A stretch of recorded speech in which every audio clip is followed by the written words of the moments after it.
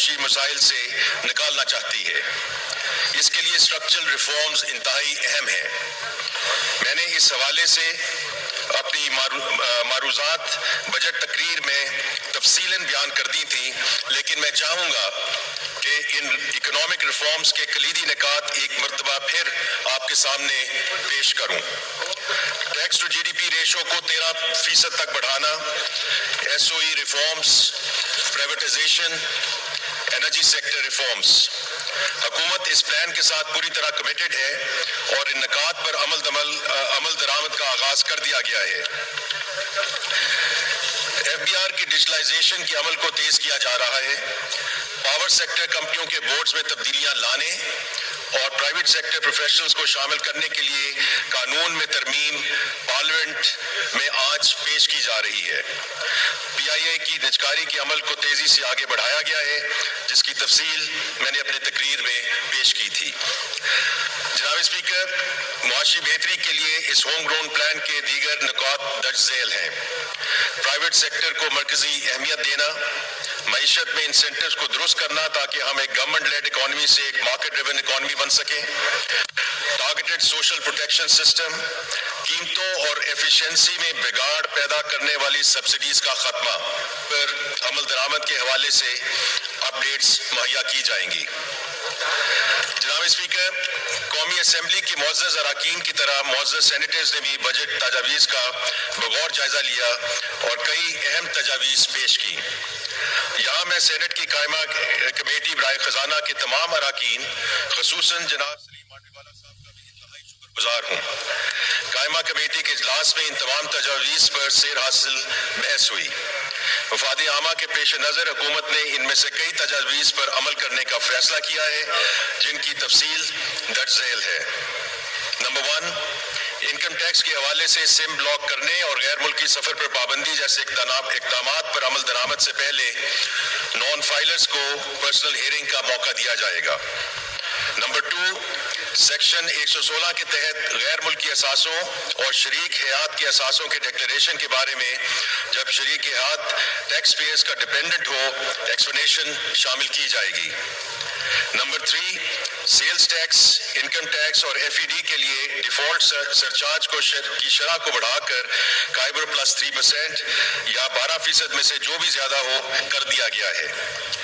اس بات پر بھی اتفاق کیا گیا ہے کہ انکم ٹیکس ریٹرن تاخیر سے فائل کرنے والوں کے جرمانے میں اضافہ کرنے کی تجویز کو فائلرز کے ہیبیچول ہونے سے مشروط کر دیا جائے۔ اگر ٹیکس پیئر نے گزشتہ 3 سالوں میں سے کسی ایک میں بھی اپنا ریٹرن بروقت جمع کرایا ہے تو اس پر ٹیکس کی شرح میں اضافہ نہیں ہوگا۔ نمبر 5، اسٹیشنری آئٹمز کے لیے ٹیکس ایگزمپشن کو برقرار رکھا گیا ہے۔ نمبر 6، سیلز ٹیکس ایکٹ کے 8ویں شیڈول کے ٹیبل 1 کے سیریل نمبر 73 کے تحت ایچ ای وی کے لیے موجودہ ریڈیوس ریٹس کو بھی برقرار رکھا گیا ہے۔ نمبر 7، ای ایف ایس 2021 کے تحت لوکل سپلائز کی زیرو ریٹنگ کو ختم نہیں کیا جائے گا۔ نمبر 8، سیلز ٹیکس اور ایف ای ڈی کیسز کی کمشنر اپیل سے اپیلٹ ٹریبونل کو منتقلی کی تاریخ میں 16 جون 2024 سے 31 دسمبر 2024 تک توسیع کر دی گئی ہے۔ اور آخر میں سیلز ٹیکس ایکٹ 1990 کے مجوزہ سیکشن 25 کی ڈرافٹنگ میں بہتری کی تجویز کو قبول کر لیا گیا ہے۔ جناب اسپیکر، زراعت، تعلیم اور صحت کے شعبے حکومت کی ترجیحات میں اہم ہیں۔ وزیر اعظم کی خصوصی ہدایت کے مطابق ہم نے زراعت، صحت، تعلیم اور رینیوبل انرجی کے شعبوں میں ہر ممکن تحفظ دینے کی کوشش کی ہے۔ اس سلسلے میں جو تجاویز ہیں بشمول جو محترم بلاول بھٹو صاحب نے بھی ان کا ذکر کیا، ٹیکس ریونیوز میں تقریباً 30% کا اضافہ کیا ہے۔ مستقبل میں بھی ایف بی آر کا کردار انتہائی اہم ہے۔ یہی وجہ ہے کہ ہم ایف بی آر کی ریفارمز کو فاسٹ ٹریک کر رہے ہیں۔ وزیر اعظم پاکستان ایف بی آر کی ڈیجیٹلائزیشن، ٹیکس پالیسی اور انتظامی اصلاحات کی خود نگرانی کر رہے ہیں۔ حکومت نے بجٹ 2024-25 میں FBR کی ڈیجیٹلائزیشن اور اصلاحات کے لیے 7 ارب روپے مختص کیے ہیں۔ ساتھ ہی ساتھ حکومت ٹیکس پالیسی اور ایڈمنسٹریشن کو علیحدہ کرنے کے لیے ٹھوس اقدامات لینے جا رہی ہے۔ Track and trace system, point of sale کے دائرہ کار کو وسیع کیا جا رہا ہے تاکہ ٹیکس کے نظام میں لیکیجز کو دور کر کے حکومتی آمدن میں اضافہ کیا جا سکے۔ جناب اسپیکر، ہمارے ملک کے تاجران اور دکانداروں کو قومی ضرورت کے مطابق ٹیکس نیٹ میں آنا ضروری ہے۔ ایسے ٹھوس اقدامات کی ضرورت ہے جس سے قوم اور ملک ترقی کی جانب گامزن ہو۔ مجوزہ بجٹ 2024-25 میں FBR نے ایسے اقدامات کا اصولی فیصلہ کیا ہے جس کے تحت تاجران، ریٹیلرز اور ڈسٹریبیوٹرز کو ٹیکس کے دائرہ کار میں لایا جائے گا۔ اس سلسلے میں پہلا اور مؤثر قدم نان فائلرز کے لیے سیکشن 236G اور سیکشن 236H کے ریٹ میں بھاری اضافہ کیا جا رہا ہے۔ 1 جولائی 2024 سے اس کا اطلاق تمام سیکٹرز پر ہوگا۔ اب وقت آ گیا ہے کہ جو دکاندار FBR کی تاجر دوست اسکیم کا حصہ نہیں بنتے ان کے خلاف سخت اقدامات کیے جائیں۔ جناب اسپیکر، بجٹ 2024-25 کا ایک اہم مقصد مالی خسارے کو کم کرنا ہے۔ اس حوالے سے بجٹ میں ان تجاویز کو اہمیت دی گئی ہے جن کے ذریعے حکومتی وسائل میں اضافہ کیا جا سکے اور غیر ضروری اخراجات میں کمی لائی جائے۔ پینشن اصلاحات کے ذریعے مستقبل کے پینشن اخراجات کو کم کیا جائے گا۔ وفاقی حکومت کے حجم کو کم کرنے اور وسائل کی ضیاع کو روکنے کے لیے اقدامات کیے جائیں گے۔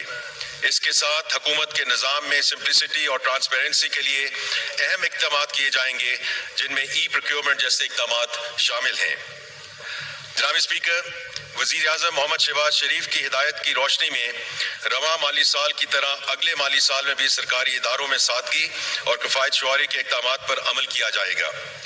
اس سلسلے میں میری زیر صدارت ایک کمیٹی تشکیل دی گئی ہے جو وفاقی حکومت کے سٹرکچر کا بغور جائزہ لے کر وزارتوں کو بند کرنے، مرج کرنے یا صوبوں کو ڈیوالو کرنے کے حوالے سے وزیر اعظم کو بہت جلد تجاویز دیں گی۔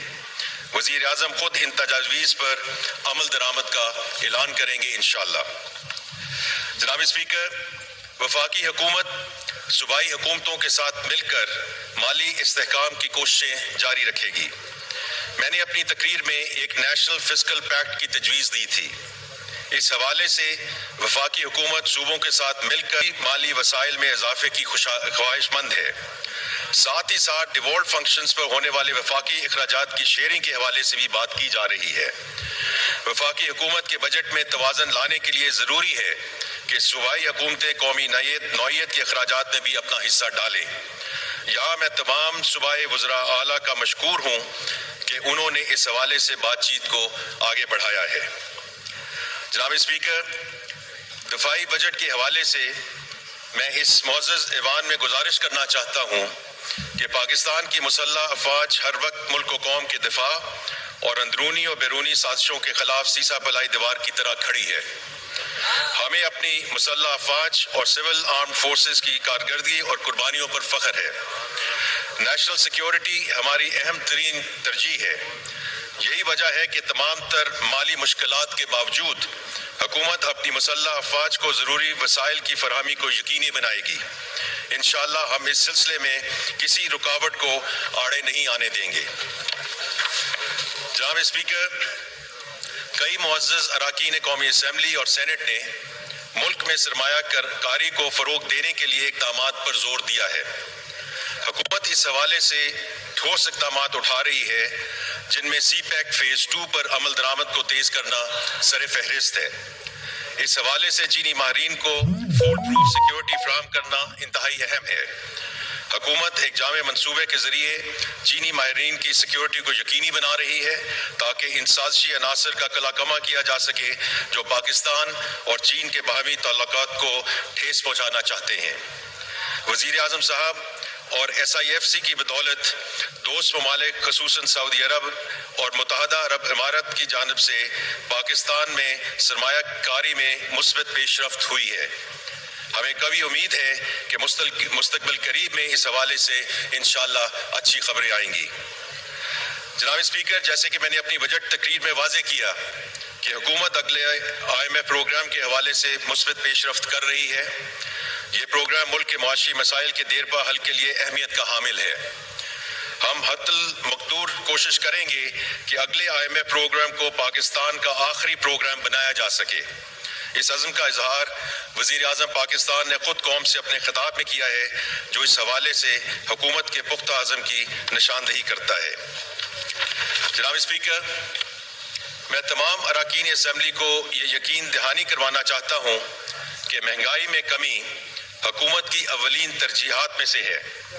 اس حوالے سے کئی اہم اقدامات لیے گئے ہیں جن کے نتیجے میں مہنگائی میں نمایاں کمی ہوئی ہے اور افراط زر 38% سے کم ہو کر 11.8% ہو گئی ہے، جبکہ مئی کے مہینے میں فوڈ انفلیشن صرف 2.2% ریکارڈ کی گئی۔ حکومت ان کوششوں کو جاری رکھے گی تاکہ مہنگائی کو مزید کم کیا جا سکے۔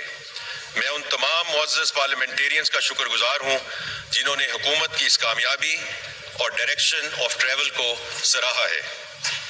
جناب اسپیکر، کچھ پارلیمنٹیرینز نے صنعتی شعبے کے لیے سہولیات پر زور دیا۔ وزیر اعظم صاحب نے اس حوالے سے انتہائی اہم فیصلے دیتے ہوئے صنعتی شعبے کے لیے بجلی کی قیمت میں کمی کا اعلان کیا۔ پالیسی ریٹ اور بجلی کی قیمت میں کمی سے ملک میں صنعتی شعبے کو فروغ دینے میں مدد ملے گی۔ جناب اسپیکر، 2024-25 PSDP میں جاری منصوبوں کی تکمیل کو ترجیح دی گئی ہے۔ تقریباً 81% وسائل جاری منصوبوں کے لیے مختص کیے گئے ہیں تاکہ ان منصوبوں کی تکمیل سے معیشت کو بروقت فائدہ حاصل ہو سکے۔ اس سلسلے میں حکومت کی ترجیحات میں سے ایک پبلک پرائیویٹ پارٹنرشپ کو فروغ دینا ہے۔ یہی وجہ ہے کہ 1500 ارب کی PSDP میں 350 ارب پبلک پرائیویٹ پارٹنرشپ کے لیے مختص کیے گئے ہیں۔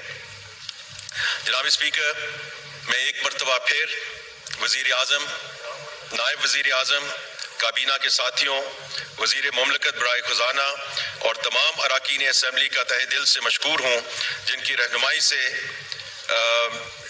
سے بجٹ کو بہتر بنانے میں مدد ملی۔ میں قومی اسمبلی اور سینٹ کے افسران اور سٹاف کے لیے 3 بنیادی تنخواہوں کے برابر آنریریا کا اعلان کرتا ہوں۔ آخر میں اس سلسلے میں PRA اور پارلیمنٹری رپورٹرز کا بھی شکر گزار ہوں جنہوں نے دن رات اجلاس کی رپورٹنگ کی ہے۔ آخر میں ایک مرتبہ پھر دہرانا چاہوں گا کہ ہمارے معاشی اور اقتصادی بحالی میں قومی اتفاق رائے بہت اہمیت کی حامل ہے۔